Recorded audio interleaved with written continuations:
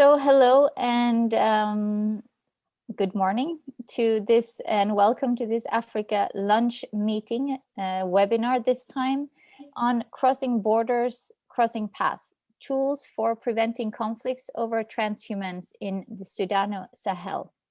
So today we will be listening to three different speakers, two from Search for Common Ground, who are going to introduce a new toolkit for prevention and response in the Sudano-Sahel to conflicts over transhumance. So we have about 90 minutes in front of us, which will be divided between the three speakers, and of course, quite a lot of time for Q&A after the speakers. So just to introduce myself, my name is Nina Willen, and I am the director for the Africa program at the Egmont Institute.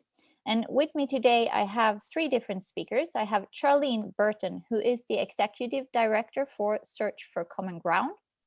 I have also Andrew McDonnell, who is the senior officer for Search for Common Ground and who will present the toolkit later today. And then I have Marc Fiedrich, who is the head of units for the Service for Foreign Policy Instruments from the European Commission. Stability and peace and crisis response, conflict prevention, and peace building. So we have three speakers who are very well aware of these topics and who will hopefully teach us a lot about it over the coming 90 minutes. So we're going to do the structure like this. Marc Fiedrich will start giving a short framing remarks about the topic, why it's important to study this, and what this new toolkit could possibly help us with during the coming conflicts, or how to respond to conflicts and why this is important. Then we will have some remarks from Charline Burton, and then we will have the presentation of the toolkit for about 15 to 20 minutes. After that, we will have Q&A and discussions with you. So even throughout the presentations, you can write your questions in the Q&A box. It should be below on your screen, and I will then pick your questions afterwards and read them out for the different speakers. And if you want a specific speaker to answer the questions, please write that in your question as well. And then I will close the webinar at 14:30. So with those few words of welcome, I will give the floor to Marc. Marc, the floor is yours. Thank you very much, Nina, and thank you for the invitation. And first of all, congratulations to the colleagues from Search for Common Ground and for the Egmont Institute to be undertaking this, this venture. I have to say that when I first looked at the topic, I wasn't quite sure whether I would be able to speak to it properly, because it's true that pastoralism does not come up on a day-to-day basis. I'm invited on a very routine basis now to seminars that are on climate change and conflict or on women, peace and security, but it's been a long time that I've been invited to speak on the issue of pastoralism and conflict. And it is indeed, I was asked to speak a little bit about how is pastoralism-related conflict important for the EU? And if I look at the kinds of EU statements that we have recently made, communications, policies that we have launched, well, it's actually relatively thin. There's only a few that mention pastoralism and conflict at all. And those that do quite often do so in a way that slants pastoralism as a problem. And simply mentions it. It doesn't go beyond that. Now, don't get me wrong. It's not that the EU is not trying to work on the kinds of issues that pastoralism brings about, and that conflict issues that arise from that. Many of the efforts that are addressed in the toolkit are indeed also familiar to me from some of the project activities that are ongoing. But I thought, as I was preparing for this, that it is indeed quite remarkable how little of that becomes apparent in our policy statements, in our communications. I was trying to think about why that is. And I think it has a lot to do with the fact that for us as Europeans, pastoralism is something that is relatively far away. It feels very far away.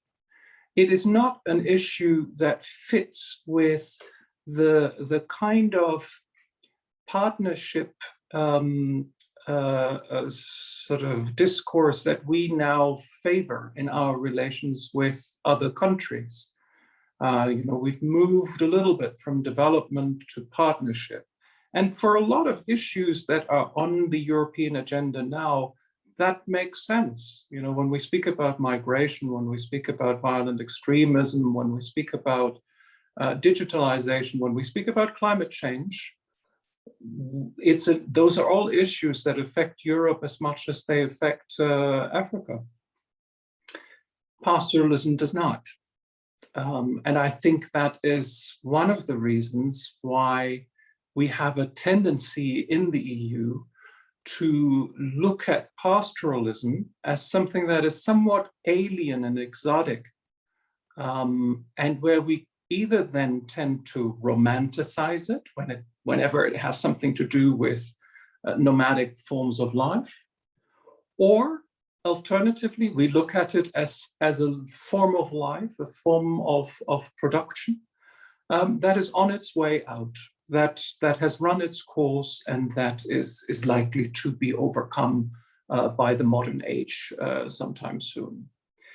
Now, that's a very long introduction to just say, in fact, pastoralism probably is not on our agenda enough.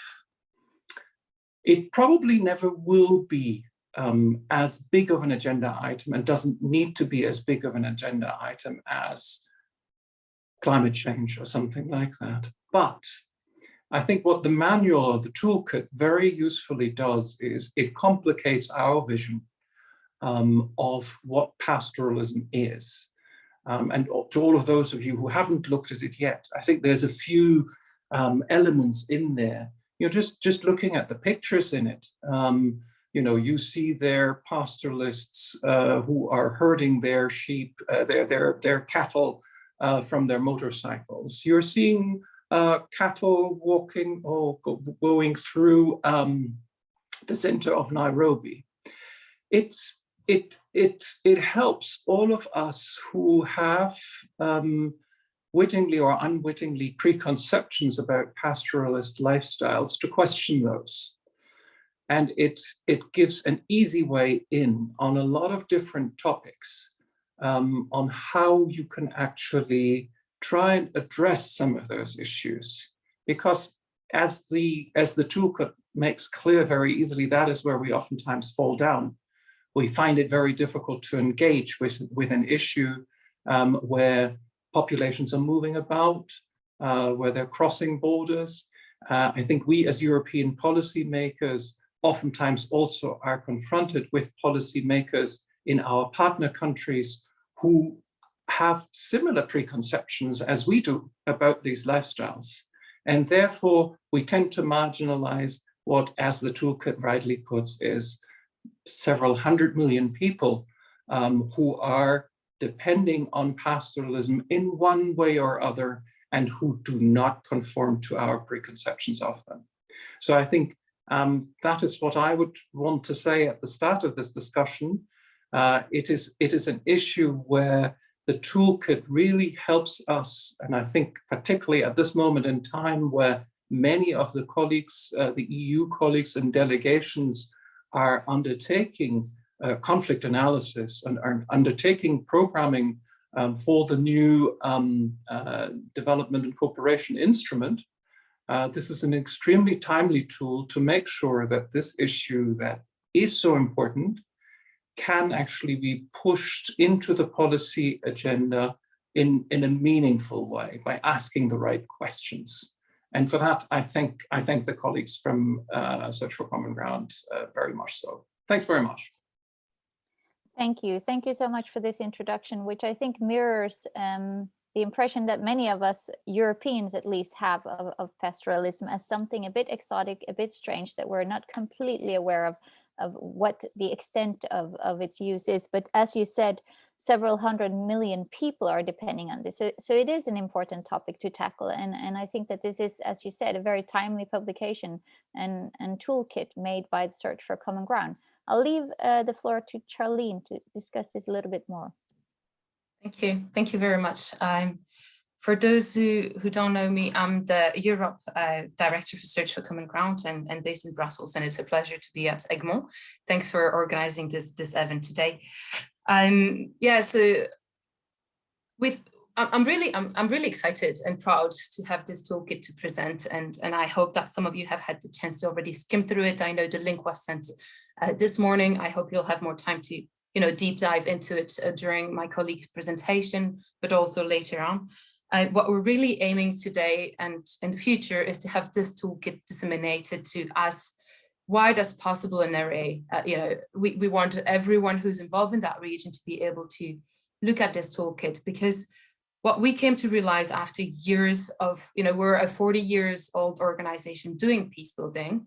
And when I joined Search 10 years ago and working on the Congo, and I was at the time in charge of one project that was working on these issues at the border with a Central African Republic. So, it's not something that's new to peace builders to be working on these issues of transhumance and the conflict that are associated to it.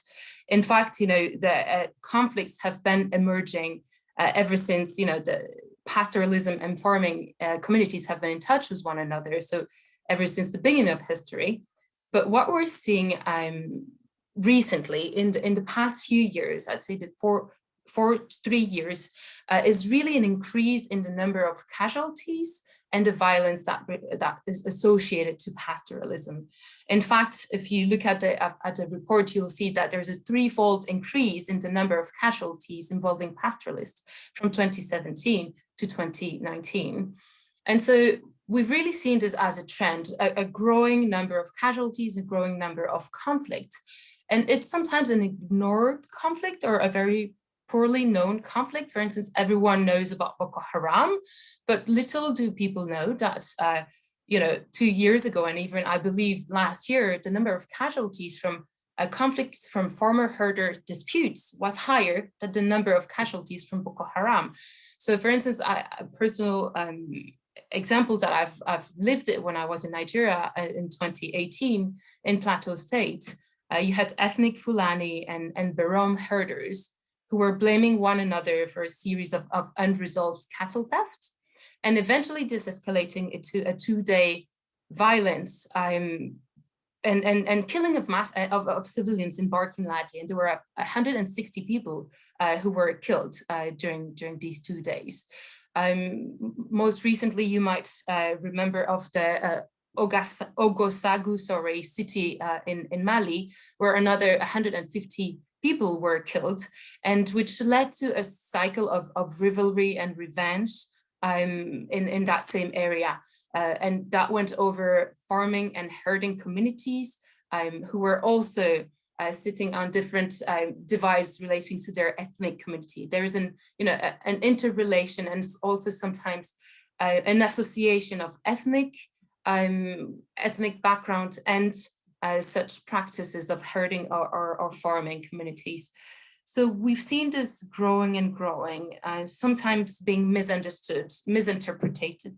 And we felt that it was really important at this point in time to come with that toolkit, because it does not only impact on the lives of people, but it also impacts on the livelihoods of the people who live from this. 100 million people live depend on livestock for their living in West and East Africa.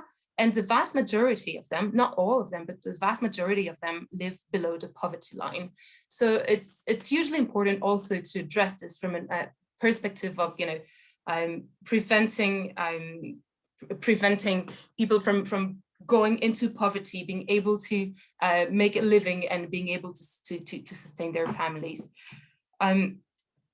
At this point in time, we think at Search is really a transformational moment to come up with this toolkit and to address this purposely. As Marc said, it's not always on the agenda, it's not an item that's on the policy documents of the EU, but it's something that's lived on a daily basis by millions of people who are directly affected by this, but also people who work in the region, who are supported by the EU or by the Belgian government or other European government and working in partnership with these countries. Why am I saying that it's a transformational moment? we're seeing that many pastoral communities are transitioning to new livelihoods. You said, Nina, maybe, you know, it's perceived as old-fashioned, or maybe it was you, Marc, and that is something that's soon not going to be existing anymore.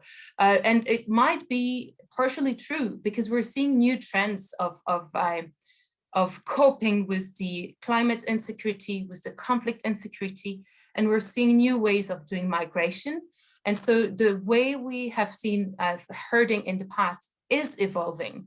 We're also seeing population growth, and with population growth in that region, that also means increased demand for meat.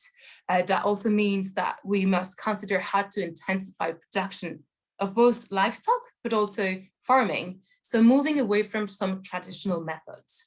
And so it's a moment where it's really important to tackle that and understanding it in multifaceted ways.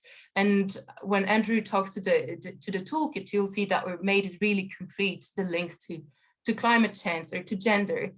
And yeah, so I hope that you will be enjoying this, and that explains why it's such a timely moment to speak about it.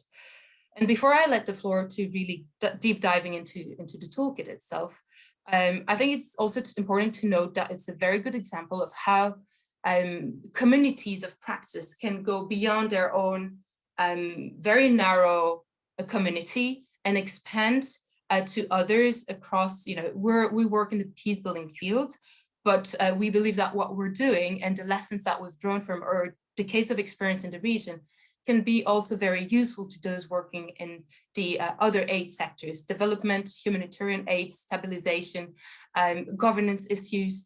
And so we really want to use this toolkit as a way of reaching out to other sectors, sharing the lessons from our practice, because there is really little effort that's done to systematically share the lessons between regions and between sectors. So we see this toolkit really as a model for connecting policymakers who are setting the overarching vision for, strategy in Africa, either from the EU point of view or from the ECOWAS point of view, and providing them with lessons that can be used from the field of peace building practice. So I'll stop here. I hope you enjoyed the toolkit, and I'll be ready to answer any question after that if needed. Thank you.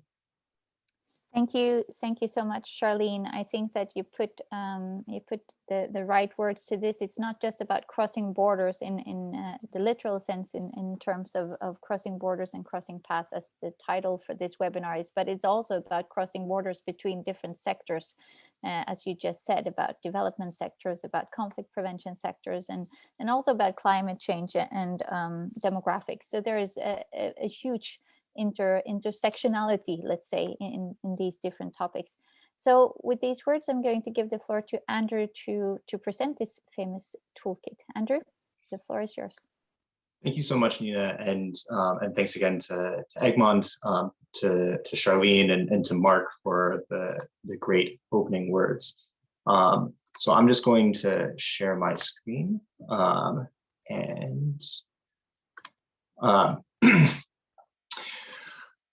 So as we've mentioned, I'm going to give a brief presentation of this toolkit, which hopefully some of you have had the chance to see already. But if you have not, then this can be a great sort of preview and snapshot before you get a chance to dive in more deeply.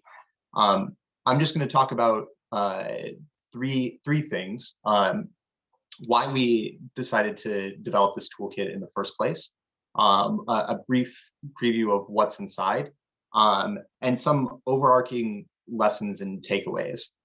So for those of you who have seen the whole document, I won't go into every little nuance, but try to give you a flavor of the key points. But before doing that, just since I know that this is an issue where, and I think as Marc and others highlighted, there's a community of people very in-depthly engaged, and others who maybe this shows up on your radar every now and again. But just to give a little bit of background for those of you who don't know, so as we talk about pastoralism and transhumance, what we're referring to here is a practice of raising livestock that relies on mobility. So moving cattle or goats or any other form of livestock from place to place, either to access water or grazing, or to move to markets. And this has been a practice that's been traditionally used in the Sahel and a lot of other dry land regions in Africa and other parts of the world, so that during the rainy season in a dry land, that cattle are able to get access to water, get access to grazing, but that they can move to other areas during the dry season when those resources are more scarce, in order to access water there. And so, for many communities in the Sahel, they're not able to sustain livestock year round in the places where they live, and so move on a seasonal basis or on a constant basis in order to find resources and raise their livestock in that manner. And so obviously the process of doing so and the mobility involved means that these communities are occasionally run into conflicts with other people who are also sharing that land. That's been particularly the case over the years with farming communities, but has also been the case with fishermen, with miners, with various other people who are all sort of operating in these shared lands where they have to negotiate access to resources. And while traditionally farming and herding communities, farming and pastoralist communities have, as Charline mentioned, for years and years have negotiated this tension and conflicts over access for many reasons, which we break down in this toolkit. Those existing agreements between those communities have become strained or eroded in recent years, leading to increasing cycles of conflict, and also disrupting food production across the region and contributing to a larger crisis of food insecurity, among other things. So as I mentioned, this is a conflict, many of you may have heard about this. Charline mentioned examples from Nigeria, from Mali. This is one of the key conflict issue that shows up again and again across some of the most consequential ongoing conflicts in Africa today. And we're seeing at Search, within many of the regions in which we operate, that again and again, conflicts around pastoralism are sort of key and central, and very closely linked to some of the larger macro issues and drivers of conflict at play. So in Mali, Niger, Burkina, Chad, drought and erratic rainfall due to climate change is driving conflict over resources, over increasingly scarce resources between pastoralists and farmers. In Nigeria, as Charline mentioned, tensions between ethnic pastoralist and farming communities have escalated into cycles of mass atrocities and revenge violence. In the Central African Republic, taxes and theft of livestock are a major source of income for armed groups that have taken control of vast swaths of the territory. And in Sudan and South Sudan, conflicts over pastoralism and between pastoralist communities have been a central feature of the civil war over the past few decades, and are a major political sticking point in the development of the border between Sudan and South Sudan, which cuts through routes that have been traditionally used by pastoralist communities. So we're seeing this as a conflict that's not just any one region, but is a broader trend across the region, connected to issues that we see manifesting from the Western Sahel to the Horn of Africa. And so part of the drive of this toolkit is to share lessons learned beyond just any one region. So it's also to address what I think are a few key gaps in the sort of current response to pastoralism. The first is that many of the tools and approaches that we have used as a peace-building community over the many decades in which peace-building has developed were really designed for sedentary communities who are regularly interacting with each other. People-to-people approaches that bring neighbors together to work on areas of joint interest, development of peace committees and alternative dispute resolution. These tools really benefit from being able to work with people who largely share the same space year-round and interact with one another. And it's much more difficult to do in developing a peace committee when working with mobile or nomadic communities who can't physically show up to to a meeting year-round. And so it requires that we rethink our approaches and change the lens in how we think about peace building. The second is that as it says, investments in stability aren't addressing root causes.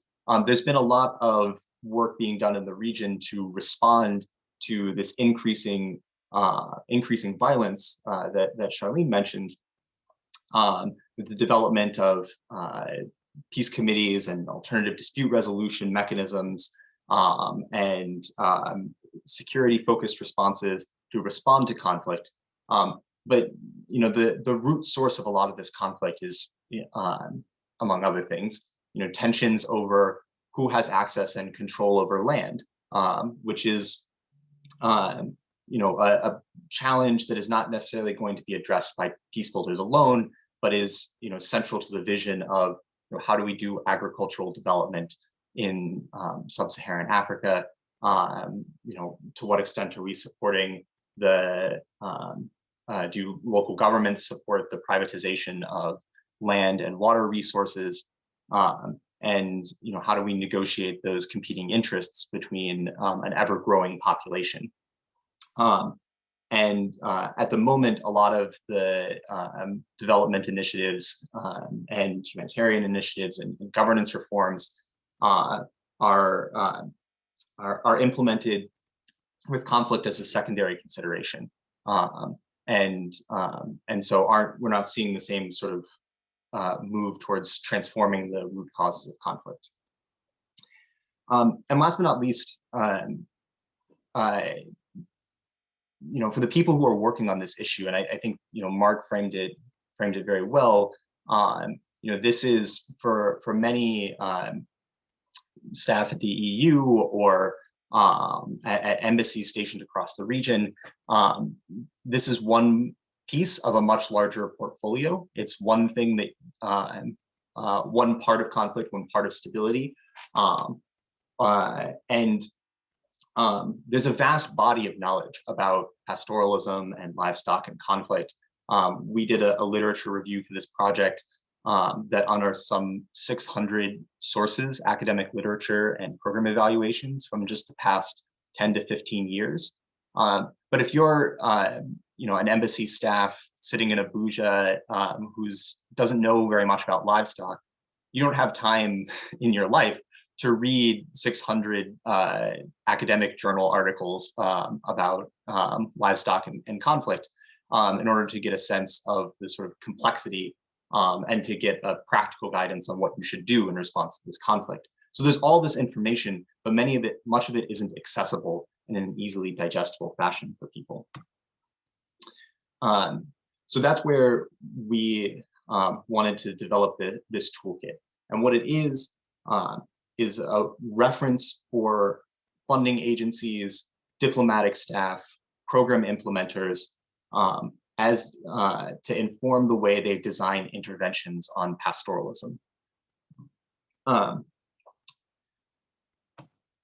What went into this, what went into the development of this, which what went into the development of this, as I just mentioned, we completed a larger meta-analysis of academic literature and evaluations of programs from across the region.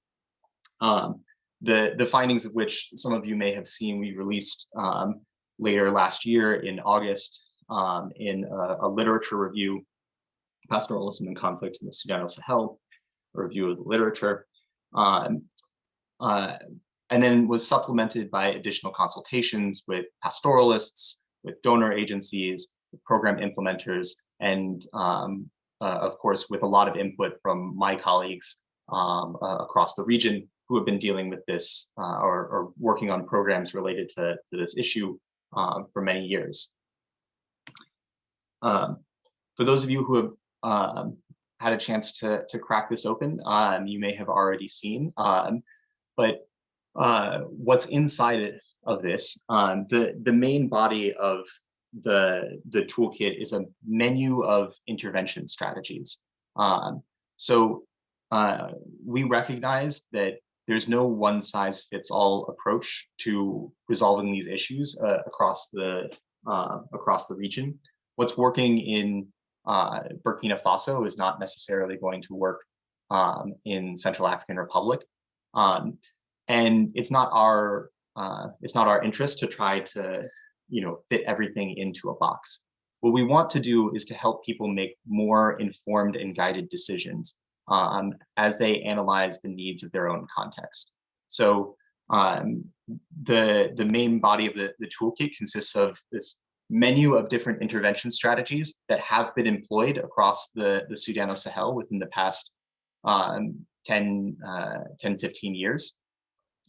As well as an explanation of what we've found as, what works and what doesn't work as you develop these interventions. But still very much on you as the reader to make sense of what is the specific needs of your own context.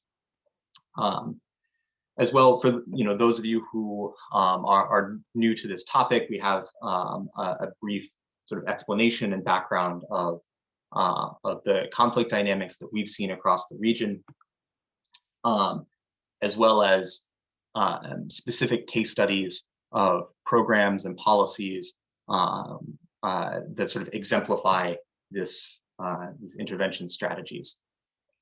And then last but not least, as you're doing, as you're understanding the needs of your own context, we have a list of guiding questions for you as the reader to consider in a needs analysis of your own context. The toolkit itself is broken into 7 subsections, which are laid out here in this slide. What I really want to sort of emphasize and highlight here is that, as Charline mentioned, for us, a key value of this toolkit and a key reason why we wanted to develop this kind of resource is that this issue requires a multi-sector, multifaceted response. It cannot just be a response from peace builders alone or from those of us who traditionally think about conflict and conflict transformation.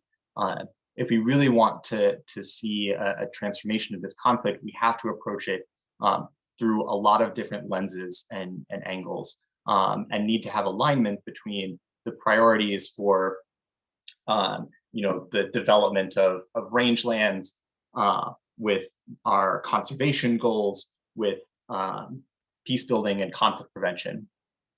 And so we've broken down the toolkit into these 7 sections in order to allow people to see this issue through a different lens, to look at the specific risks of conflict from the perspective of someone working on rural development, as well as the perspective of somebody working on gender and women's empowerment, or somebody working through the lens of law enforcement reform.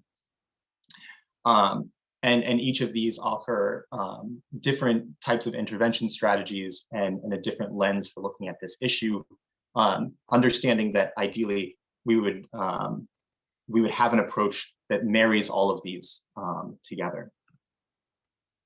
And then just as a preview, tomorrow we'll also be launching a website version of this, the same toolkit. For those of you who would prefer to tinker around online, which will be available through our searches platform, DMNE for Peace. And I'll share the link after this discussion when it goes live. So lastly, I just wanted to highlight a few overarching lessons and takeaways from this toolkit. Sort of looking across the modules, across the intervention strategies. The first, and I've mentioned this I think already, but conflict prevention needs to be a consideration across all sectors who are working in this space. If you imagine that you're a pastoralist in Chad, fighting with local farmers over who has the right to pass through a certain land. So you go to a local peace committee and mediate the conflict between the two of you, and arrive at a settlement where you agree to take your cattle through a certain route that avoids existing farmland, which a great resolution. But then no money for development is used to support and demarcate that route. Nobody puts up fencing, nobody puts up signs. There's no wider agreement and enforcement behind that route that you've agreed to. And then later on down the line, the government decides in an effort to further develop the region to privatize that land and sell it to a private owner and developer, rendering that agreement somewhat moot. And so, those kinds of locally mediated solutions are absolutely critical in de-escalating conflict in the moment. But if we allow, conflict resolution to be siloed into a separate area of work that's disconnected from our priorities around development, around humanitarian assistance, around the reform of land tenure laws, then we're going to end up back in the same place that we started again and again. The second is that we as a international community need to use this as an opportunity to rethink how we approach security within the region. One of the I think really unique and important things about pastoralism-related conflict is that it is both hyper-local and transnational. It's simultaneously a very often very local disputes between an individual farmer, an individual cattle herder, but it's also inevitably tied up in transnational questions of climate change, but also of migration patterns and migration laws and enforcement of and law enforcement responses to transnational crime. If you're a cattle herder taking your livestock to sell at a border town in Mali, only to have your cattle be stolen by a local criminal syndicate and taken across the border into Niger, who do you call to deal with that situation? Can you trust that you can go to the border patrol agents in Mali and raise your complaint, especially in along sort of often porous and less governed border regions in the Sahel. But even if you can turn to law enforcement, do the law enforcement officials in Mali have any sort of connection and mechanism to communicate with their partners or their counterparts in Niger and find those cattle and restore them back to you? And if you don't have any means to do that through official channels, then isn't the only, for many people, the only recourse is to take justice and the response into their own hands. And this is a challenge that our colleagues at Search in the Sahel have been dealing with over the past years, as they've tried to deal with tensions over cross-border crime and relationships between security and communities in cross-border areas or border areas. And then last but not least is the very basic point, which is that pastoral communities need to be treated as stakeholders. And that's easy at times to forget.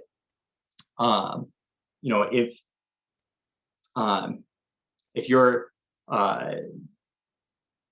leading a project to put down a well or water access point in a town in Central African Republic or in South Sudan, and your first instinct may be to go and survey and talk to local community leaders about their needs and possible secondary effects of that project.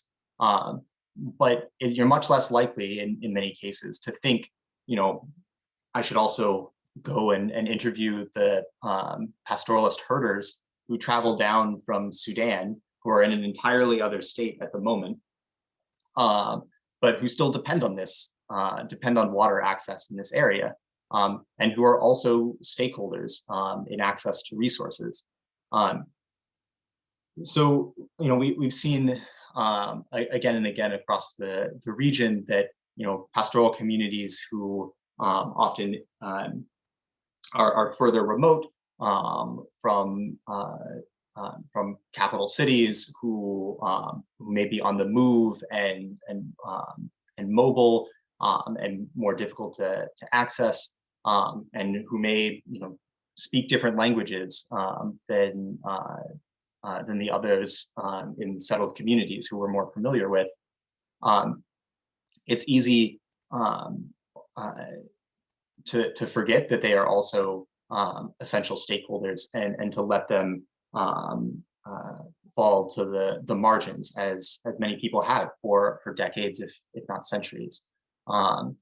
So making pastoral communities stakeholders in our programs and policy responses is not just a matter of investing more resources in communicating, but also means that we fundamentally rethink the structure of the types of interventions we lead, so that we are intentionally thinking about inclusion of communities that have very often been excluded or marginalized.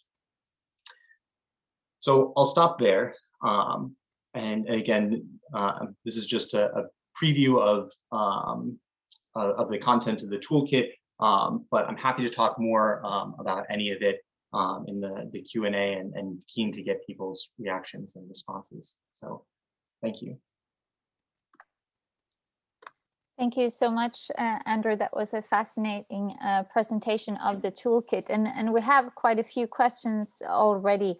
I will start by taking a few of them, and then if Marc or Charline, you feel that you also want to chip in answering, then feel free to do so. A first question perhaps for Andrew. One of the key principles that is outlined in the report is to ensure inclusivity of pastoralists in peace-building development activities.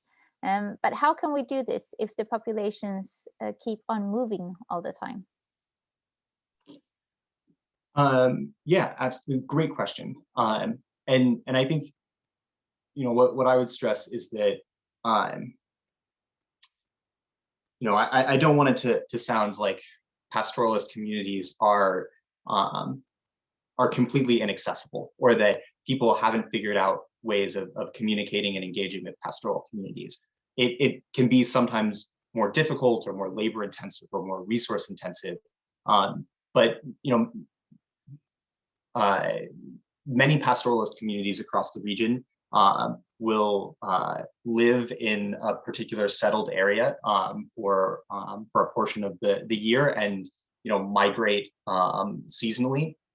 And so, you know, many pastoralist communities have permanent settlements where they or their families will live, even if they occasionally will take their livestock out on migration. In places like Sudan and South Sudan, these can be sort of mobile camps, cattle camps. And so there are access points that humanitarian assistance programs have already figured out, that you know, you do see mobile vaccination campaigns, for example, across the region, where humanitarian interveners go to where livestock and pastoralists are, in order to access their cattle and form long-standing relationships. They also, you know, for many pastoralists, as they move and migrate across the region, very often are following similar routes year over year, and so do form long-standing relationships with the communities along those routes. And so, you know, there's a lot of points in which we can access and engage and listen to pastoralist populations, but again, there needs to be an intentionality behind it, right? Yeah. It's harder to do sort of incidentally, the way that we might with settled communities. So perhaps more flexibility on the from external interveners or external actors at least, and also more knowledge about the different routes and habits that are in the different regions would help that. Perhaps this is a question for Marc, if you want to answer it, or Charline. I don't know. It's very interesting to hear that pastoralism has so far been less of a concern in EU policy programming for all of the reasons mentioned by Marc, while it is a consideration for US policy, for example, in Nigeria, also noting that the toolkit was supported by the State Department. Does this varying level of attention on pastoralism and farmer-herder conflicts by different policy-making donor institutions have an impact on programming for peace-building organizations? If so, how? Actually, anyone who would like to answer that, but perhaps Marc, you could take a first go at this. Sure. Maybe first to make sure that I'm not misunderstood on this. When I was saying that pastoralism hasn't been sort of a central theme of EU policy making, I didn't mean to say that it doesn't feature in our work on conflict prevention and also development, and also in our humanitarian assistance. It does at a program level, very much so. So I think that probably, but would be good to hear Charline on this also afterwards. In terms of, you know, it's not that the US and the EU there had a big difference in terms of the way that we would fund work on this. I can't really say whether the US has a much more proactive policy stance on it, but it is certainly something where I notice in EU policy that the activities that are going on in specific contexts do not result in a more articulated policy statement or communication on pastoralism. And that's why I also think that this toolkit is so useful, because it draws the links between some of the issues that are very much on our policy agenda and pastoralism. And I think, therefore, it also draws the link between some of those activities that are going on very much supported by the EU also in both our development and our peace building work, and the policy narratives. So if we're talking about, say, for example, human trafficking, or if we're talking about climate change, it's very clear from the toolkit, and the toolkit is very practical and concrete in what are the kind of questions that you would need to ask yourself if you're needing to, or looking at these issues in the context of conflicts that may involve pastoralists. And I think that's where I very much hope that there wouldn't be a difference to the way that peace-building organizations would be working with EU funding or with US funding on this, or funding from any other donors for that matter. But my comment at the start was really more so a reflection on why it is that pastoralism doesn't sort of become a priority in policy generally. I think the EU is probably not alone in that. I'll leave it at that and maybe hear from Charline on it. Charline, would you like to comment on that? Yeah, and it's true that this toolkit was funded by the State Department, the US State Department of Conflict and Stabilization, and we're thankful to them for this funding. And what I can say is that it is true that, well, first, we make no difference where the money comes from and what it is that we're doing. So that's one, but it is true that there is specific funding envelope for this type of work that is available on the US front that is not necessarily easily available on the EU front. But nevertheless, when we do peace building work, it necessarily in this region also touches upon the issue of transhumance and on the issue of migrant populations, because it's one of the reasons and one of the cause and manifestation of conflict. And so we cannot exclude this. So whenever we do peace building work, we are tackling that issue. So maybe that also raise question about how good of a job we're doing as peace builders to escalate this as one issue where we feel the EU should also be, having policy papers elaborated on that topic. But what we're seeing is that there is that attention that's paid to this in what we call the triple nexus or conflict sensitivity of the humanitarian and development aids that governments in Europe and the EU are funding for. That approach and that consideration is there and is present. It could and it should be more present, and that's why it's our role as peace building organizations to come up with such toolkits, to come up with such recommendations, to make it easy for other people to take these conflict dynamics and these root causes into consideration. Because I don't know if everyone can see who's there in the room, but we have several organizations who do development, technical support in that region who are in the room and listening to us. I'm sure they have beautiful insights as well that they could share. But when you're doing, for instance, veterinary work, when you're doing education work, your mind is busy thinking about vet issues or educational issues. And unless you make it easy for these actors to also think about issues pertaining to people on the move, to conflicts pertaining to pastoralism, people won't really have the time to think about it, and they may miss very big opportunities to consolidate social cohesion or to strengthen capacities for peace. So that's why we're happy to pull together and disseminate such toolkits so that it can also help other actors to increase their conflict sensitivity and their awareness to that topic. Thank you. Yeah, I can't say everyone who's present, but let's say we have quite a large audience of about almost 60 different participants here. So that's why we also have quite a lot of questions, and I'm going to take two more right now. What were your main takeaways from the exploration into gender? And a second question is from the same person, is digital and other technological tools have facilitated people-to-people interactions, but via relational communities and networks instead of geographic areas. Did digital or other tools come up in addressing the gap with sedentary and mobile populations? I think that these questions are more towards Andrew. Yeah, absolutely, and both excellent questions. So first on the question about gender. I'll say, from the start that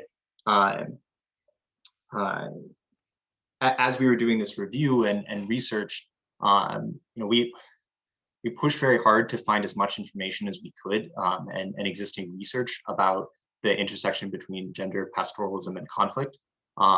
And to my mind, that field is way behind where it should be.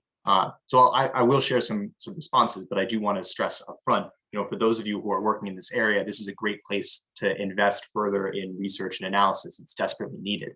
One of the I think, main takeaways I would stress is the importance of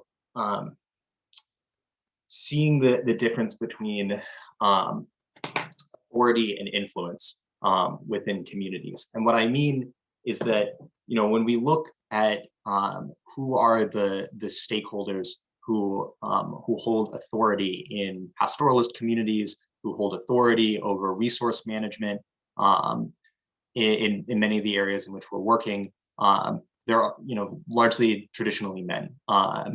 And so as much as we focus on authority as the sole sort of way in which we can influence communities, we miss out on the fact that we miss out on looking for other stakeholders who exercise influence, even if they don't have formal positions of authority. And so, we see across the region that even though many pastoralist communities are very sort of culturally traditional, and thus, positions of authority are also dominated by men, that women exercise a significant amount of influence over decisions about how cattle are raised, influence over, as men take cattle out on migration in certain communities, women may often remain behind in settled communities and form relationships with their neighbors and other farmers, and thus have significant influence over sort of intercommunal relationships. And women also, are critical stakeholder or critical influencers, not just positively for peace, but in many regions are also spoilers who tacitly or explicitly support or endorse violence, in part because they have also been, or many women are impacted by conflict in different and sometimes more severe ways. They lose their livelihoods as they're displaced, as they're victims of sexual and gender-based violence. But as we look at peace-building interventions and other interventions in the space, we very often don't sort of consider the need to engage women as influencers and as spoilers or other actors in conflict. So very helpful to have more research.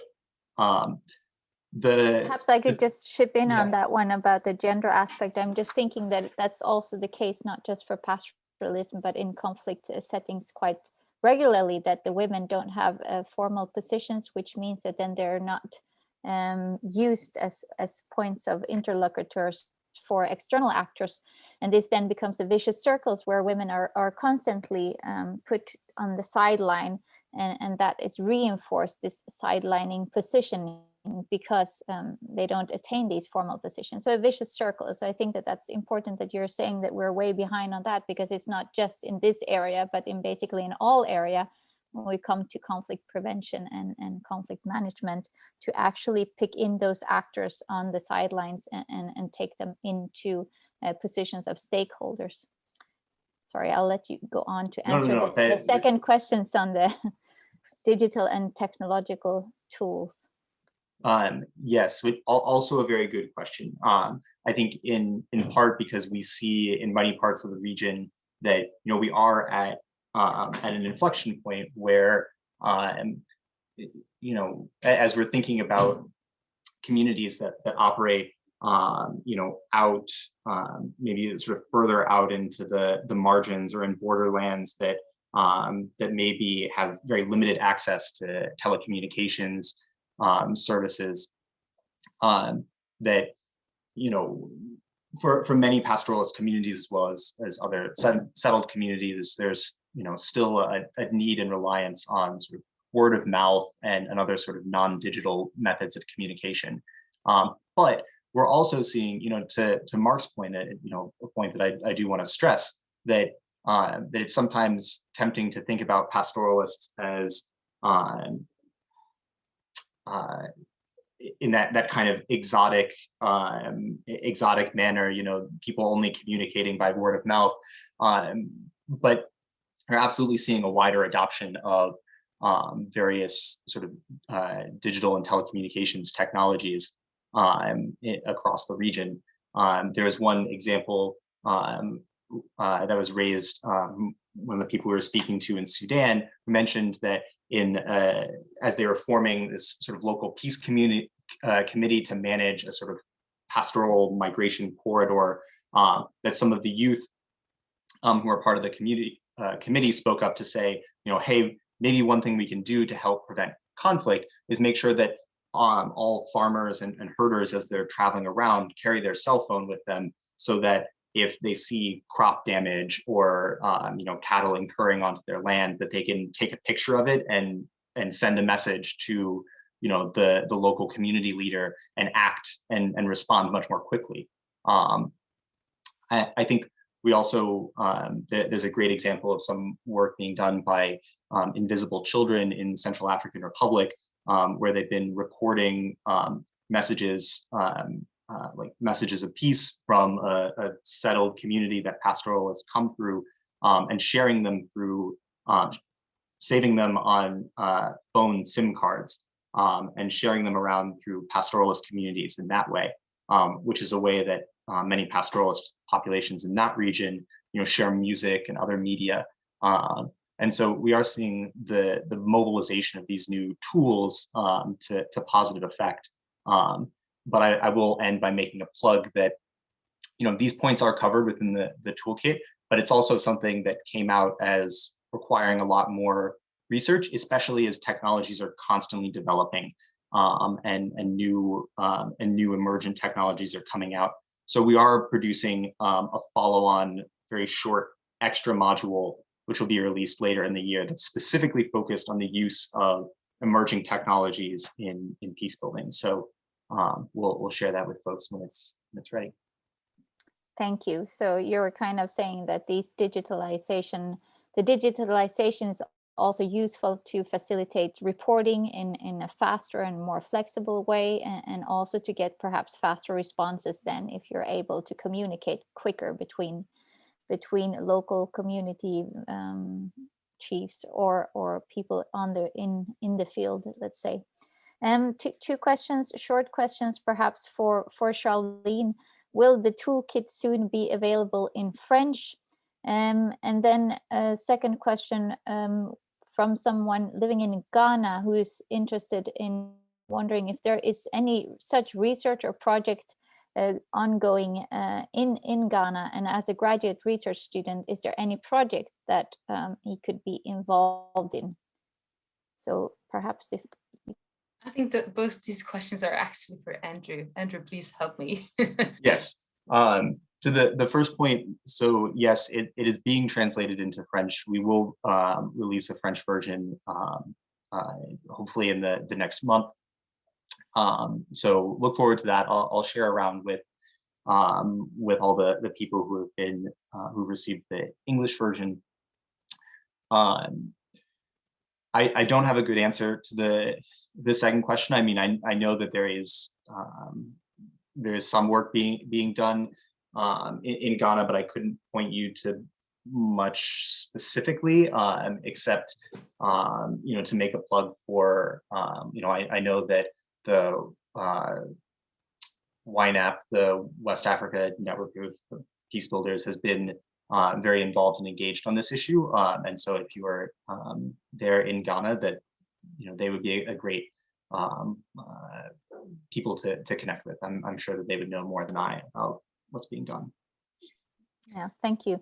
We have quite a, yes, Charline. If I can just say, that's also something that we, and you can read more about it in the document, but we're really trying at Search, and I think other peacebuilding organizations are doing the same, is about connecting the academics to the practitioners. So for instance, this Ghana university student, we're trying to connect existing researchers from the region to researchers who sit, for instance, in Brussels, to explore these topics further and to inform then policy making. And you can read an example of a forum that's called the FARN, which is the Farmer Forum of Nigeria, where we put together academics and representative of herding communities, pastoralist communities, and farming communities together to discuss these issues and come up with local solutions that are acceptable to all, but where everyone also gets a chance to be represented.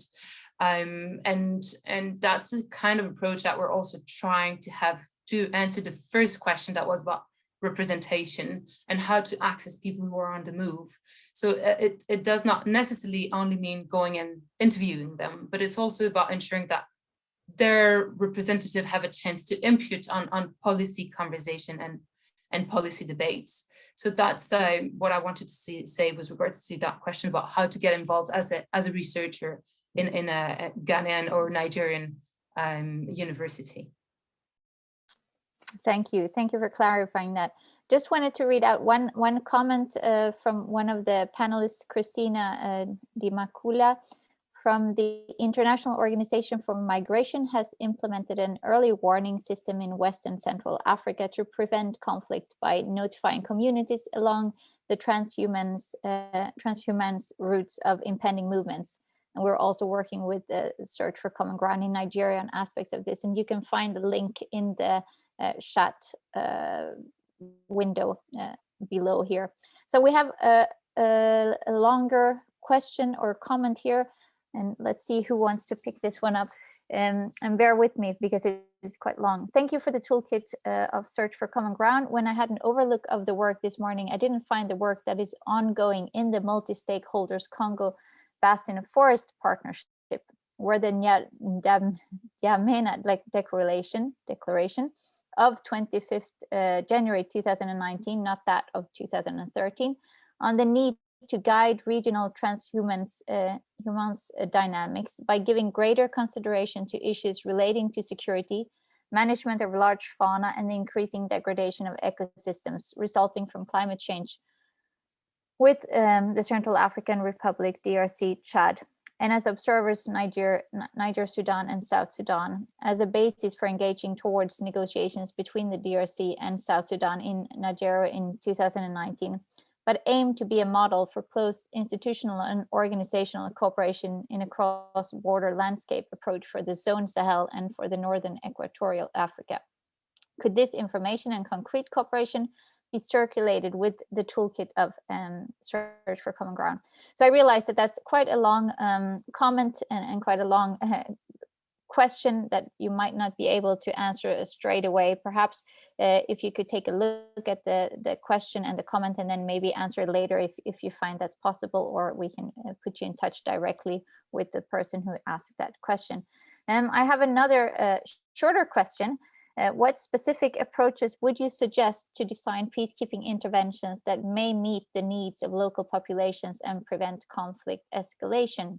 You talked about this earlier, Andrew, but perhaps you have some other ideas about some more specific approaches. And then I had one more question. How are we seeing the impact of climate change on transhumance practices? So feel free to pick and choose between these questions. So to the first question,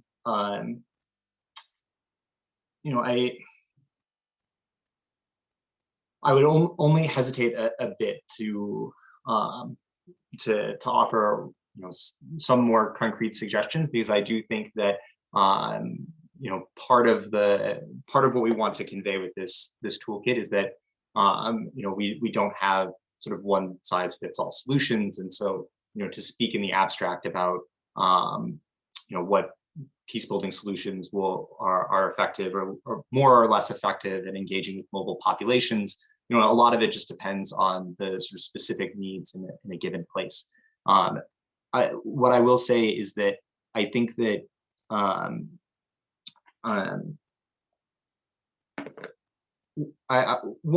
think that many of the tools that we have developed as a peace building community are still relevant. We just need to sort of rethink how we design and implement them so that we're sort of sensitive to the needs of mobile populations or the specific contextual needs of pastoralist farmer violence. So, for example, in the toolkit there are sections on like people-to-people approaches. So even though it's true that many of these communities may not live as neighbors to each other year-round, there's still a lot of work, excellent work that's been done to link pastoralist and farming communities, or pastoralist and pastoralist communities together in regular interactions, to work on sort of joint livelihood activities, or to cooperate in the development of a shared market, as has been done in Sudan, South Sudan, in some cases. And similarly, we have a section on tools for alternative dispute resolution, which are not fundamentally new approaches to peace building, but we just need to recognize that the way that we go about this may be different with the kinds of populations that we're engaging. Charline made a very good point just now about the need to have, not just people not just have tools for consulting with mobile populations, but also tools for engaging people substantively, allowing them to have representation in local governance or a peace committee, and so a lot of this is just how we go about the business of peace building, so that as we're developing mechanisms for resolving conflict, we're making sure to be explicitly inclusive of all stakeholders and all voices who are going to be a part of this. And that will vary from context to context about how specifically you do that, whether it's possible to drive people into a certain area to participate in a meeting or a negotiation, or whether it's just a matter of identifying the right sort of representative of pastoralist populations. But I would say it's less about sort of creating something fundamentally new than sort of rethinking the tools that we know to be effective, and how we approach them. Yes, so adapting existing tools. Yes. Yeah, the second question was about how climate change affects transhumans. Maybe I could take one more question, and then you because we're getting a few more questions now, and then we only have 14 minutes left. But so the question on climate change and transhumance, that one is still there. Another one was a question about somebody who went through the toolkit, and they were wondering about references to the One Health approach, which include a mobilization, coordination, discussion amongst different sectors. If that's in there, or if it isn't, why it isn't. So on the point about climate change, so climate change is a very significant factor, insofar as we see the impact of climate across the region. There's many different effects, but some of the sort of most critical things has been, we've seen sort of increasingly erratic rainfall patterns that make consistent access to water no longer as consistent. We've seen both increasingly large-scale droughts, which again limit access to water and may force pastoralist communities to change where they're migrating in order to access water or pasture, which can put them into conflict then with new communities as they change the pathways that they take. And so to some extent, pastoralism has always been an adaptive mechanism. It exists because climate is not a consistent, reliable thing. Even before the modern era, pastoralists would always have to be able to move and change where they're moving to access water or pasture. It's just that in the modern era, these changes become more frequent and more severe, and that can affect relationships between communities. But I will say that one thing that I would really emphasize is that we would often hear in the news and or in policy discussions about pastoralism, it's often framed as this is a conflict that's caused by climate change, right? That we weren't fighting before, but now that the Lake Chad is drying up and because of increased drought and other severe weather events, that now communities are in conflict. But it's important to understand that much of the conflict dynamics are also political and social. They're about how communities manage and govern resources and how they relate to one another on a communal level, regardless of the availability of resources. And so, we shouldn't lose sight of that fact and not, hold local governments and other stakeholders accountable for, delivering to the needs of local populations, just because we also have this sort of macro influence of climate. And then to the second question about the One Health approach, I think it is in there in so many words, insofar as I think coordination and an aligned approach between peace building, the health sector, particularly the animal health sector, other sort of service delivery, including education for mobile populations. We talk, I think, in a number of points about the need to have alignment between those sectors and to think about how they can have sort of positive synergies for our goals in conflict prevention. Maybe not called out quite as explicitly and gone into quite so much depth. I think our aim is to be as comprehensive as possible of a very broad issue, but I recognize that there's a lot of things in which we could have gone further in depth, and I hope people who read through the 100+ pages will forgive me if we were a bit brief in some areas, but definitely agree that should be a major priority and concern. Thank you. Let's say we have two more questions before I think the time is running out, but a lot of questions, meaning that this is a topic that engages our attendees. One more specific question, and I'll let you see if you want to answer that one, Andrew or Charline or Marc, if for that matter, and then a little broader one that I think could be addressed by all panelists before we close the session. The first one, the more specific one, is about whether you could explain the interlinkages between the Hausa and the Fulani pastoral communities, their antagonism and the kidnapping of persons in northern Nigeria, and how does Boko Haram, with its many ramifications, profit from this context? So this is clearly a more specific question, and perhaps you could just address the fact that there are different armed groups which are profiting from the situation currently, and see how that actually affects transhumance and pastoralism, if that's possible. And then the broader question to all three of you, or to those who want to answer this, according to you, who are the key regional institutions in the Sahel region that should be involved in a program addressing pastoralism, conflict, and climate change issues? So who wants to go first? I'll just say Andrew. first on the on that first question, you know, I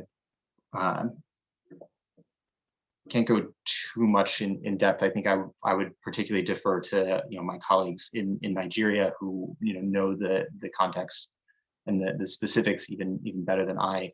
But I will say that there is, I think, an important point within the framing of that question, as they talk about the difference between the Hausa and Fulani, which I want to stress, which is that you know, as we look at pastoralist communities, it's sometimes easy to put pastoralist populations, you know, into a homogeneous bucket and treat them all as sort of one unified population.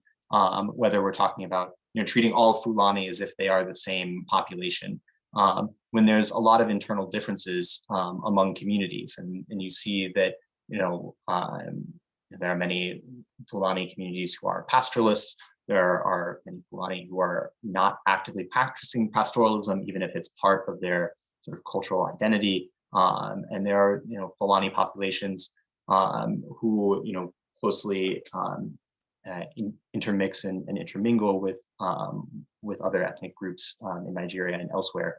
And so it's just important as we read this toolkit and other documents, not to think too much about pastoralists as a homogenous group, but to recognize that there's a lot of internal differences within pastoralist populations that influence conflict dynamics. I know it's not an exact answer to the question, but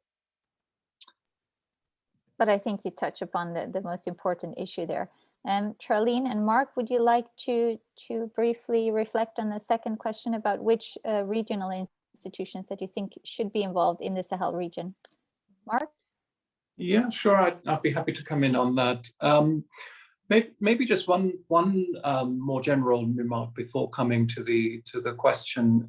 To me, really, the value of this toolkit is in the questions that it asks, because it gives readers who are perhaps not as familiar as the researchers or also some of the colleagues in the audience are, a sort of takes them a little bit by the hand in terms of the kinds of questions that they could ask themselves in a specific situation, and thus might take away some of that early fear or anxiety of not knowing enough about a particular problematic to be able to engage on it. So I think that's really where, if I understood it correctly, that's where it kind of tries to aim, and I think that's where I found it particularly useful.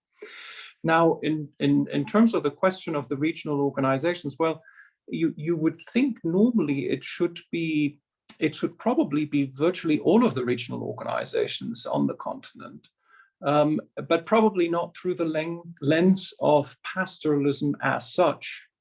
But rather through some of the other lenses that the toolkit also alludes to. I would fully expect that climate change will bring pastoralist lifestyles much more to the fore.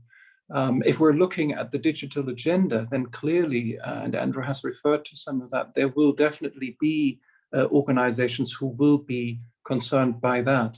Now, if, for example, you know, some of the recommendations that the toolkit is making with regards to security issues, you would think that the G5, for example, or also ECOWAS, are definitely organizations who would want to take an interest. But maybe also to point to some of those whom we tend not to think of first when we think of regional organizations, say, for example, the Mano River Union, or also the Liptako-Goma Authority.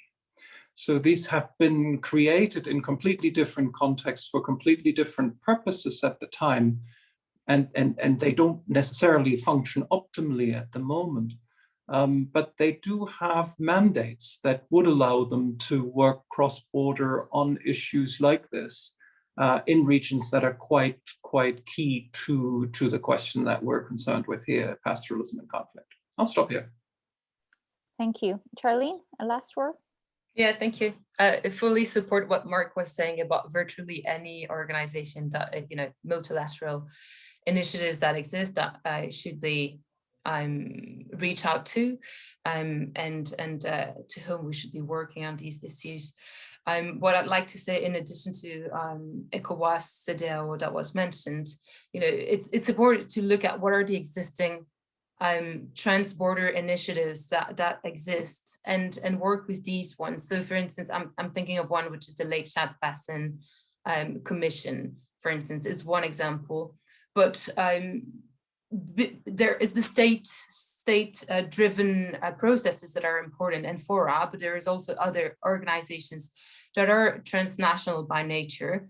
And I'm thinking about, for instance, WANEP is a very good example of an organization that focuses on security and peace issues, and to whom anyone who's interested in that topic could and should be liaising with. I'm also thinking of other organizations, like, for instance, like the People's Coalition for the Sahel, who are reference point that organization may reach out to get insights in perspective from the communities you're trying to or willing to work with. So yeah, these are the kind of organization I'd recommend reaching out to.